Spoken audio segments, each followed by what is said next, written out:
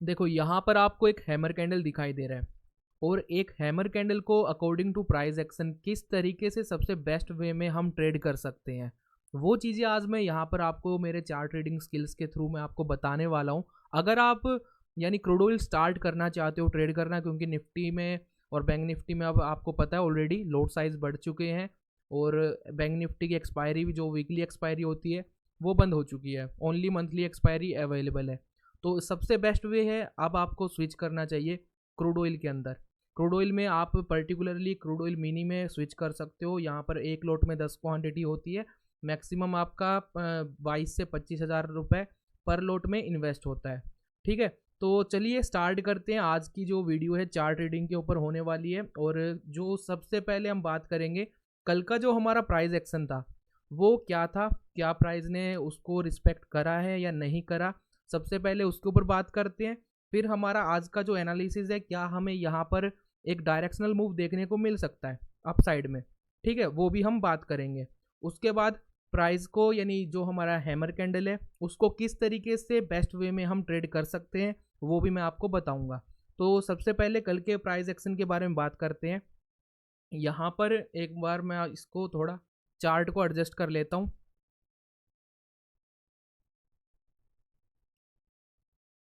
देखो पहले daily time frame पर मैं आपको बताता हूँ हमारा कल का प्लान ऑफ एक्शन क्या था। यहाँ पर आप देख सकते हो कि हमें पता है कि भाई हमारा जो प्राइस है यहाँ से एक पर्टिकुलर एरिया ऑफ रेजिस्टेंस बना के बैठा है। इसको सही से ड्रॉ करता हूँ मैं। यहाँ पर हमारा एरिया ऑफ रेजिस्टेंस बन चुका है। उसके बाद हमें पता है डेली टाइम फ्रेम पर जो हमारे लो बन रहे हैं वो पिछले लो के ऊपर बन रहे हैं, यानी हायर लो का फॉर्मेशन चल रहा है, और यहाँ से एक ट्रेंड लाइन आ रही है जिसको कल प्राइस ने रीटेस्ट किया है।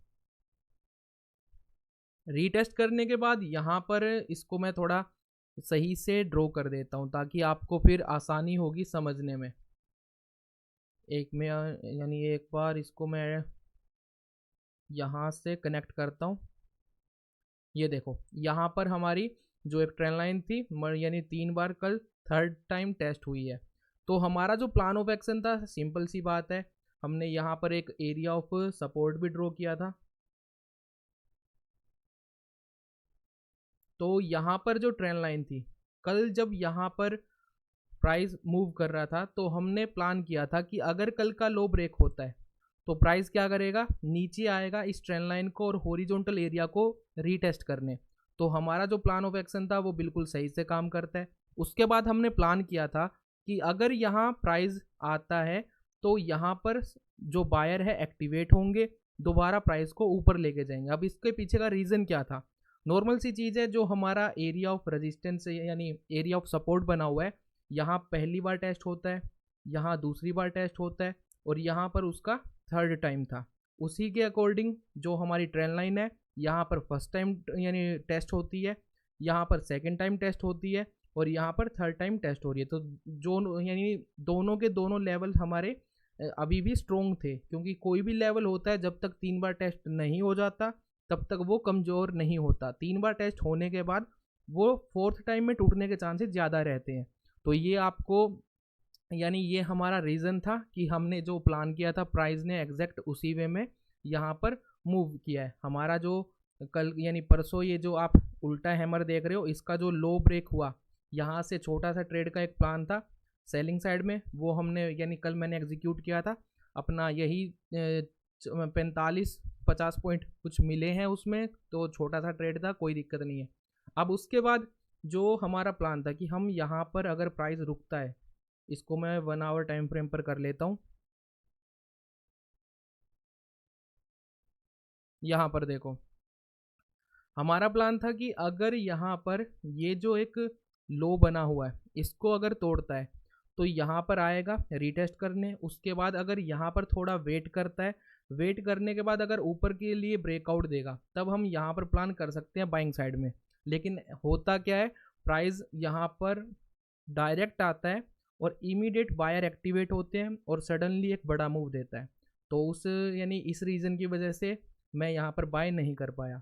तो अब हम कैसे प्लान करेंगे, जो हमारा प्राइस है अगला जो मूव होगा डायरेक्शनल मूव वो कहाँ पर हो सकता है, कौन सी डायरेक्शन में होगा, क्या वो बाइंग साइड में होगा या फिर वो सेलिंग साइड में होगा, वो चीज़ें हम यहाँ पर जानेंगे।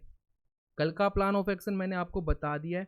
अब बात करते हैं आज का जो प्लान ऑफ एक्शन है वो कैसे हो सकता है।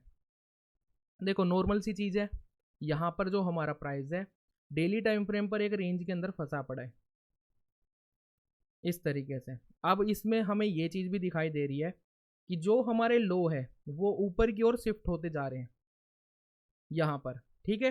तो प्राइस यहाँ पर क्या कर रहा है, ट्रेंड को रिवर्स करने का कोशिश कर रहा है। क्यों?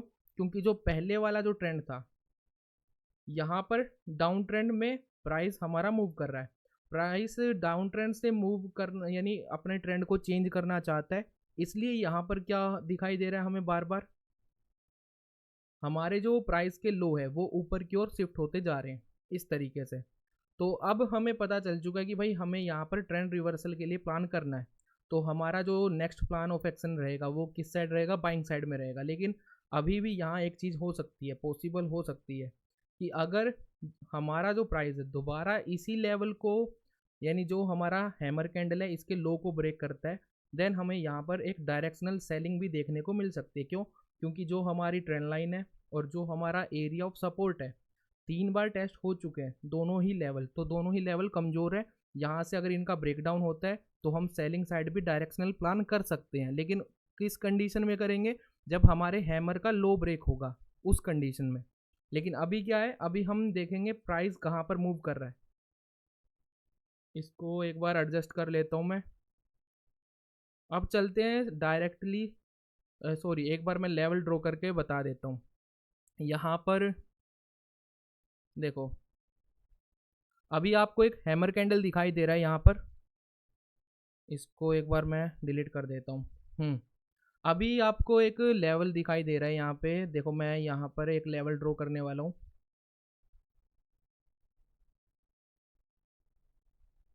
इस तरीके से। अब ये एक इम्पोर्टेंट लेवल था, यहाँ पर सपोर्ट बना हुआ था, यहाँ एक रेजिस्टेंस बना हुआ था, यहाँ पर भी सपोर्ट बना हुआ था, यहाँ पर रेजिस्टेंस था, फिर इसका ब्रेकआउट हुआ। तो यहाँ पर क्या होता है, यानी लेवल ब्रेकआउट होता है, फिर इसको टेस्ट करता है, फिर वहाँ से सेलिंग आती है। यानी ये जो हमारा लेवल है ये इंपॉर्टेंट लेवल है, हमें पता चल चुका है। अब हम क्या करेंगे, अब हम चलेंगे 1 आवर टाइम फ्रेम पर। अब हम ज़्यादा कोई डाटा यानी पीछे का डाटा यूज़ नहीं करेंगे, जो करंटली अवेलेबल डाटा है उसी को हम यहाँ पर यूज़ करने वाले हैं। ये क्या हो, अच्छा देखो अब यहाँ से आपको एक ट्रेंड लाइन दिखाई देगी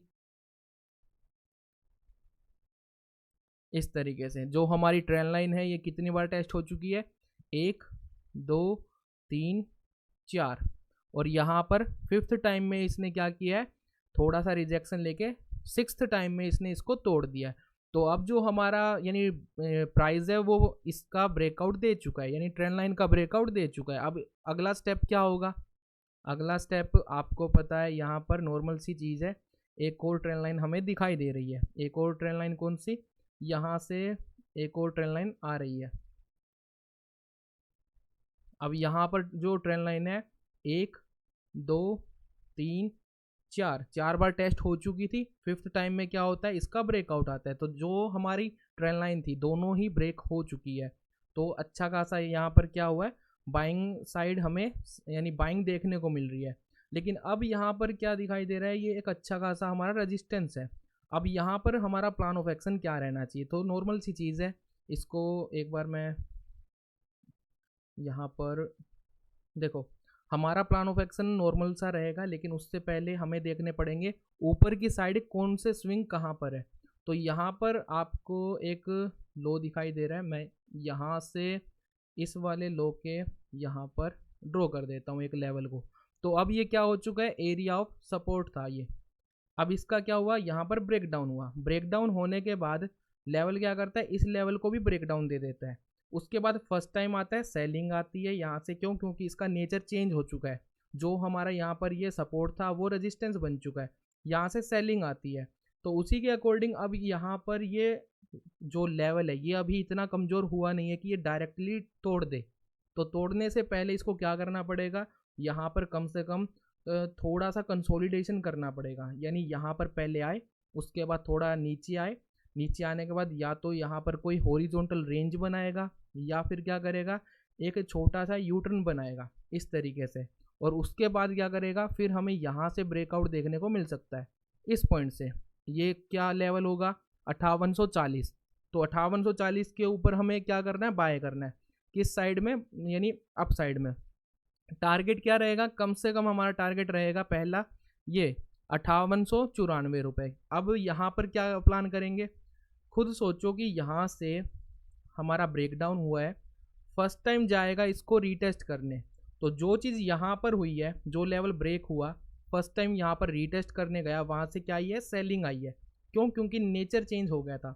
अब यहाँ पर क्या है, ये रेजिस्टेंस है, इसका ब्रेकडाउन हुआ है, यहाँ पे फर्स्ट टाइम जाएगा और क्या करेगा, यहाँ पे सेलिंग के लिए फिर हम प्लान करेंगे। क्यों, क्योंकि यहाँ पर एक डीप करेक्शन ले सकता है, अच्छा खासा जो 60-70 पॉइंट का हमारा प्रॉफिट होगा, फिर वो हाथ से जाने से अच्छा उसको वहीं पर बुक करना सही रहेगा। वरना हम कैसे प्लान करेंगे, वहाँ पर नॉर्मल सी चीज़ रहेगी। इसको एक बार क्लीन कर देता हूँ मैं।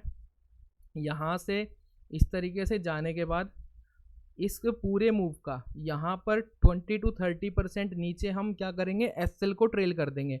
अगर यहाँ आके इसको हिट करता है तो हम इतना प्रॉफिट बुक कर लेंगे, लेकिन अगर इसको हिट नहीं करता, यहाँ थोड़ा सा वेट करके पॉज लेके अगर दोबारा ऊपर तोड़ देता है, तब हमारा जो नेक्स्ट टारगेट रहेगा वो ये स्विंग्स, ये जो यहाँ पर स्विंग बने हुए हैं, इसको ये देखो, यहाँ पर ये जो एक इम्पोर्टेंट स्विंग था, ठीक है, इसको तोड़ता है, फर्स्ट टाइम जाता है, सेलिंग आती है। क्यों, क्योंकि नेचर चेंज हो चुका है। दोबारा जाता है, टेस्ट नहीं कर पाता, उसके बाद कंटिन्यूएशन में चला जाता है। तो ये हमारा नेक्स्ट टारगेट रहने वाला है। तो अब हमें पता चल चुका है बाइंग साइड में अगर हमें जाना है तो कब, यानी किस तरीके से प्लान करना चाहिए। जो हमें एक डायरेक्शनल मूव देखने को मिलने वाला है, लेकिन ये जो डायरेक्शनल मूव है ये काफ़ी बड़ा मूव भी हो सकता है। अब वो मैं क्यों बोल रहा हूँ, अब चलते हैं डेली टाइम फ्रेम पर। अब यहाँ पर आप देखो कि हमारा एक हैमर कैंडल बना हुआ है। अब बात करते हैं हैमर कैंडल को किस तरीके से परफेक्ट वे में क्रूड ऑयल के अंदर ट्रेड किया जाना चाहिए। अब ये थोड़ा चार्ट रीडिंग का टॉपिक है, तो चार्ट रीडिंग हम करने वाले हैं। अब यहाँ पर देखो, अभी तक हमारा जो कल का हाई है, यानी हैमर का जो हाई है, ये ब्रेक हुआ नहीं है। तो अब हम क्या करेंगे, जो प्रीवियस डाटा था हम उसको थोड़ा देखेंगे, किस तरीके से हैमर वहाँ पर एक्ट कर रहा है, किस तरीके से प्राइस वहाँ पर रिएक्ट कर रहा है। अब यहाँ पर देखो, एक 90 डिग्री के एंगल पे सेलिंग आती है, उसके बाद क्या होता है, यहाँ पर एक हैमर बनता है। तो अब ऐसा ही सिनेरियो ढूंढेंगे पिछले टाइम फ्रेम में कब हुआ है। इसको मैं यहाँ पर देखो, एक चीज़, एक इम्पोर्टेंट चीज़ बता रहा हूँ। जैसे कुछ लोग होते हैं कि हैमर दिखते ही यहाँ पर एक हैमर बना इस तरीके से, अगली कैंडल इसका हाई ब्रेक नहीं करता, लेकिन वो सोचते हैं हैमर बना है तो मैं यहीं पे कहीं बाय कर लेता हूँ, और फिर वो क्या करते हैं, ट्रैप हो जाते हैं। क्योंकि जब तक इस कैंडल का हाई ब्रेक नहीं होगा तब तक हमें डायरेक्शनल मूव देखने को नहीं मिलता। क्योंकि अगर इसका हाई ब्रेक नहीं हुआ तो नॉर्मल सी बात है, फिर इस कैंडल का लो ब्रेक होने वाला है। अब यहाँ पर इसका एग्जाम्पल भी दिखा देता हूँ मैं आपको। यहाँ पर ये देखो, एक अच्छी खासी सेलिंग आई है, ये एक अच्छी खासी सेलिंग आई है, उसके बाद एक हैमर बनता है। लेकिन इस हैमर का अगले दिन हाई ब्रेक ना करके प्राइस क्या करता है, इसके लो को ब्रेक करता है, और यहाँ से सेलिंग कंटिन्यूएशन में रहती है। तो इस तरीके से जब तक उसका हाई ब्रेक नहीं होता तब तक हमें प्लान नहीं करना चाहिए। अब मैं कुछ इंपॉर्टेंट चीज़ बता रहा हूँ। जैसे अब हमारा यहाँ पर एक हैमर बन चुका है, इसको मैं थोड़ा क्लीन कर लेता हूँ। हाँ, अब सही है यहाँ से, ठीक है। अब हम देखेंगे कि भाई एक अच्छी खासी सेलिंग के बाद प्राइस अगर हैमर बनाता है तो फिर वो किस तरीके से रिएक्ट करता है। बस इतना सिंपल सा हमारा एनालिसिस रहेगा, फिर हमें पता चल जाएगा कि हाँ, हमें उसको ट्रेड कैसे करना है। तो चलो पास्ट के डाटा में चलते हैं। यहाँ पर देखो, पहले चलते हैं 2023 के डाटा में। अब यहाँ पर आपको एक चीज़ दिखाई देगी, अच्छी खासी सेलिंग के बाद यहाँ पर एक अच्छी खासी सेलिंग आई है, फिर क्या करता है, एक हैमर बनाता है इनसाइड, फिर क्या करता है, इसके लो को ब्रेक कर देता है। वापस क्या होता है, एक अच्छी सेलिंग के बाद अगर अब हम इसे ग्रीन कैंडल को इग्नोर करें तो हमारी कंटिन्यूस सेलिंग के बाद एक हैमर कैंडल बनी है। हैमर के बाद क्या होता है, जैसे ही इसका हाई ब्रेक होता है कंटिन्यूएशन में चला जाता है और अपना स्ट्रक्चर चेंज करके एक ट्रेंडिंग मूव दे देता है। ठीक है, यहाँ पर क्या हुआ है, सिंगल एक हैमर कैंडल ने काम कर दिया। उसके बाद क्या होता है, फिर यहाँ पर एक अच्छी खासी सेलिंग आती है, काइंड ऑफ हैमर कैंडल बना हुआ है। यहाँ से फिर सिंगल एक कैंडल था, जैसे ही उसका हाई ब्रेक हुआ यहाँ से 200 से 250 पॉइंट का मूव दे देता है, एक अच्छा खासा ट्रेंडिंग मूव आ चुका है। उसके बाद फिर से यहाँ पर क्या होता है, एक अच्छी खासी सेलिंग आई है, एक हैमर कैंडल बना है। इस हैमर कैंडल का यहाँ पर क्या होता है, अगले दिन थोड़ा फ्लैट ओपन होकर पहले नीचे जाता है, फिर जैसे ही इसका हाई ब्रेक करता है यहाँ से फिर से एक ट्रेंडिंग मूव में आ जाता है। फिर आगे देखते हैं आगे कैसे इसने काम किया है एक अच्छी खासी सेलिंग के बाद। अब ये देखो 2023 में क्या कर रहा है, बार बार सेलिंग आने के बाद, एक चाहे छोटा हैमर हो चाहे बड़ा हैमर हो, यहाँ पर क्या हो रहा है, एक ट्रेंडिंग मूव आ रहा है, फिर स्ट्रक्चर चेंज करके ऊपर भाग जा रहा है। तो सिर्फ एक जो सिंगल कैंडल है वो यहाँ पर अच्छे से काम कर रही है। ठीक है, अब यहाँ पर आप देख लो, यहाँ पर एक अच्छी खासी सेलिंग आई, स्ट्रक्चर था, एक हैमर कैंडल बना, इसका जैसे ही हाई ब्रेक हुआ यहाँ पर डायरेक्टली एक अच्छा खासा ट्रेंडिंग मूव दे दिया।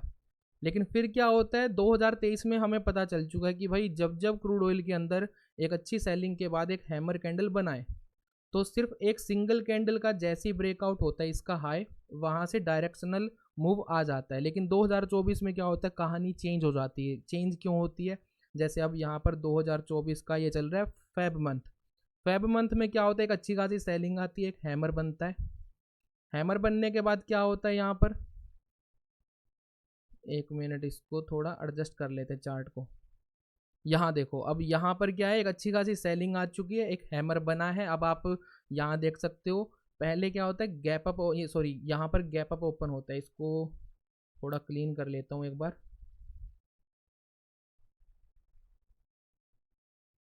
ऐसे, हाँ अब ठीक है। यहाँ पर सेलिंग आई है, अच्छी खासी सेलिंग आई, एक हैमर कैंडल बना। अगले दिन क्या होता है, गैप अप ओपन होता है, लेकिन इस कैंडल के 50% से भी नीचे आता है, फिर ऊपर जाके क्लोज कर देता है यहाँ पर। अगले दिन क्या होता है, फिर से कोई ट्रेंडिंग इतना कोई खास मूव मिला नहीं है, यहाँ पर डोजी कैंडल बना देता है। अब यानी यहाँ पर 3 दिन इसने क्या किया, एक बेस बनाया, बेस बनाने के बाद इसने क्या किया है, ऊपर की साइड एक डायरेक्शनल मूव दिया है। वहाँ पर क्या हो रहा था, सिंगल एक कैंडल बन रहा था, लेकिन फिर बाद में क्या हो रहा था, हमारा एक अच्छा खासा ट्रेंडिंग मूव आ रहा था। अब यहाँ पर क्या है, एक अच्छी खासी सेलिंग आई, यहाँ पर 2 दिन क्या करता है, एक हैमर के अंदर यहाँ पर यानी इसका हल्का सा हाई ब्रेक करता है, लेकिन वापस अंदर आ जाता है। अंदर आने के बाद डोजी कैंडल बनाता है, 2 दिन यहाँ पर वेट किया, उसके बाद क्या करता है, फिर डायरेक्शनल मूव देता है। तो अब यहाँ पर क्या हो चुका है, 2024 में जब जब हैमर बनता है डेली टाइम फ्रेम पर एक अच्छी खासी सेलिंग के बाद, वहाँ पर कम से कम 2 या 3 दिन वेट करता है। अब यहाँ क्या है, एक अच्छी सेलिंग है, एक हैमर कैंडल है, यहाँ पर गैप डाउन ओपन होता है, पहले इसके लो से थोड़ा पहले ही अपना वापस बायर एक्टिवेट होते हैं, यहाँ पर क्लोज होते हैं, 2 दिन बेस बन चुका है, उसके बाद क्या होता है, डायरेक्शनल मूव आ जाता है। तो हमें क्या पता चल रहा है, डेली टाइम फ्रेम पर जब जब क्या हो रहा है, एक अच्छी खासी सेलिंग आ रही है और उसके बाद हैमर बन रहा है, तो हैमर कैंडल को किस तरीके से ट्रेड करना है अब आपको समझ में आ चुका होगा। यानी हमें एग्जैक्टली सीधा यानी आंख बंद करके ये नहीं करना कि डेली टाइम फ्रेम पर इसका हाई ब्रेक हो चुका है, हम यहाँ पर एंट्री मार दें, नहीं ऐसा नहीं करना है। क्यों, क्योंकि हमें पता है बार बार 2024 में 2 कैंडल या 3 कैंडल का यहाँ पर बेस बनाता है, उसके बाद फिर वो क्या करता है, डायरेक्शनल मूव के लिए प्लान करता है। तो ये चीज़ें अब हमें बार बार दिखाई दे रही है। अब जैसे एक चीज़ मैंने यहाँ बताई थी, यहाँ पर एक हैमर बना है, इस हैमर का जो हमारा हाई है वो ब्रेक हुआ नहीं है, तो यहाँ पर इसके हैमर के हाई के बिना तोड़े हुए इसने क्या कर दिया, इसके लो को तोड़ दिया। लो को तोड़ा है तो फिर यहाँ पर एक अच्छा खासा हमें सेलिंग का प्रेशर देखने को मिला है। बस इसी तरीके से अब यहाँ पर क्या हो रहा है, ऑलरेडी एक अच्छी खासी सेलिंग के बाद यहाँ पर एक ग्रीन कैंडल देखने को मिली है, ठीक है, यहाँ पर एक हैमर कैंडल देखने को मिली है। अब यहाँ पर अगर इसके हाई को भी तोड़ता है तो हमें पता है कि भाई यहाँ से एक अच्छा खासा हमारा यानी जो रेजिस्टेंस है वो आ रहा है 5840 के पास। तो यानी जब तक उसका ब्रेकआउट नहीं होगा सही तरीके से कंसोलिडेशन के साथ, तब तक हम प्लान नहीं कर सकते बाइंग साइड में। तो ये था सबसे इजी, सबसे बेस्ट वे किस तरीके से मैं चार्ट को रीड करता हूँ, वो मैंने चीज़ें यहाँ पर आपके साथ शेयर करी है। अगर आपको वीडियो अच्छी लग रही है तो प्लीज़ लाइक करना, और अगर नए हो तो भाई सब्सक्राइब भी कर देना। तो यहाँ पर मैं लेवल को दोबारा ड्रॉ कर देता हूँ। हाँ, ये हमारा लेवल ड्रॉ हो चुका है। तो इसको अभी क्या करेंगे, बाइंग साइड के लिए प्लान करेंगे। बाइंग साइड में यहाँ से आप देख रहे हो एक अच्छी खासी ट्रेंड लाइन आ रही थी, मल्टीपल टाइम हिट हो चुकी है। यहाँ से इसको एक बार सही से ड्रॉ करता हूँ मैं। हाँ, ये हमारी जो ट्रेंड लाइन है ड्रॉ हो चुकी है सही तरीके से। अब जो हमारा लेवल है, इम्पोर्टेंट लेवल है, वो क्या है, ये जो स्विंग है, सॉरी ये जो रेजिस्टेंस बना हुआ है, यहाँ पर जाके रिवर्स आना चाहिए। रिवर्स आके दोबारा इस हाई को तोड़ देगा छोटा सा यू बना के, तो भी एंट्री ले सकते हैं, या फिर यहाँ पर वापस इसको रीटेस्ट करने आएगा, फिर धीरे धीरे धीरे ऐसे जाएगा, मल्टीपल टाइम हिट होके फिर तोड़ेगा। दोनों ही कंडीशन में हम यहाँ क्या करने वाले हैं, 5840 के ऊपर बाय करने का प्लान मैं तो डेफिनेटली करूँगा। ठीक है, तो ये मेरा प्लान ऑफ एक्शन था, किस तरीके से मैं चार्ट को रीड करता हूँ, हैमर कैंडल को किस तरीके से एनालाइज करता हूँ मैं, कि यानी जो चार्ट रीडिंग होती है वो क्या हो, यानी किस तरीके से प्लान करना चाहिए, वो मैंने यहाँ सारी चीज़ें बिल्कुल सिंपल वे में आपके सामने यानी आपको बताई है। ठीक है, तो अगर आप चैनल पर नए हो तो प्लीज़ अपना नई लर्निंग के लिए चार्ट रीडिंग मैं अपना यहाँ पर शेयर करता रहता हूँ, प्राइस एक्शन ट्रेडिंग ही मैं यानी फॉलो करता हूँ। तो यहाँ पर आप सब्सक्राइब करो, नई नई लर्निंग आपको मिलती रहेगी। मिलते हैं नेक्स्ट वीडियो में, तब तक के लिए जय श्री राम, जय शिव शंभू।